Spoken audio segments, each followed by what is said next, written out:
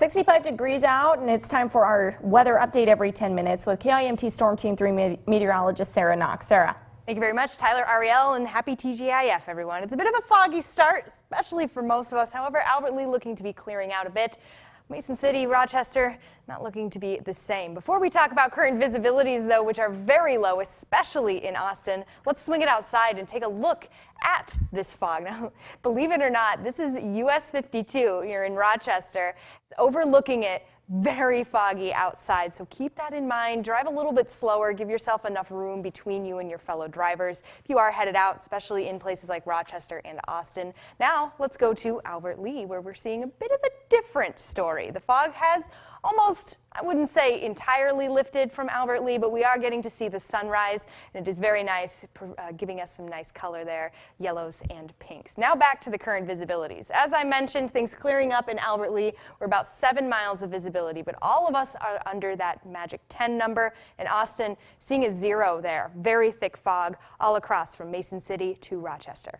Current temperatures, we are in the 60s for all of us, very close to those dew points, and that's why we're seeing such thick fog right now. And the winds are not blowing very strong either, and that's helping to keep a lot of that fog here centered on the ground. Storm Tracker 3 Doppler radar not picking up much activity when it comes to the rainfall. A lot of that from yesterday has moved off to the east to our friends in Chicago, as well as Wisconsin and across the rest of the Midwest. We are nice and dry, though, except for the fog. And Sky Tracker 3 is going to be telling us when that fog will be lifting. As we approach the 10 a.m. hour, a lot of the fog will be gone. Some of us still under a bit of it, but the mostly cloudy skies are what I'm looking for, especially in Mason City, Austin, Albert Lea, as well as Rochester, just following that fog line there. But by the time we get into the afternoon, a lot of that fog will have gone. We're dealing with some mostly sunny skies. These pockets of green, very, very slight chance for a sprinkle here or there, but I'm not seeing any activity really popping up, especially as we enter into the evening, where we are seeing mostly clear skies, and that's going to lead us into a gorgeous